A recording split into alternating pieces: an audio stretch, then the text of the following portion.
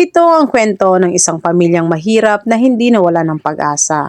Itong ama ay porsigidong iahon sa kahirapan ng kanyang pamilya, kaya kahit anong trabaho, pinapasok niya ito. Papunta na siya sa kanyang trabaho at nandito na siya sa isang company construction.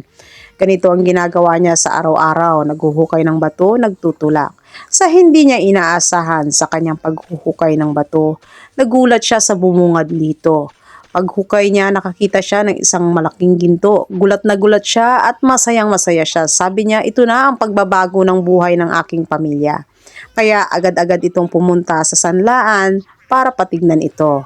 Nagulat siya nang binayaran ng 100 milyon ang kanyang ginto. Kaya agad-agad siyang tumawag sa kanyang asawa. Sabi niya, asawa, pumunta ka rito at may sorpresa ako sa inyo.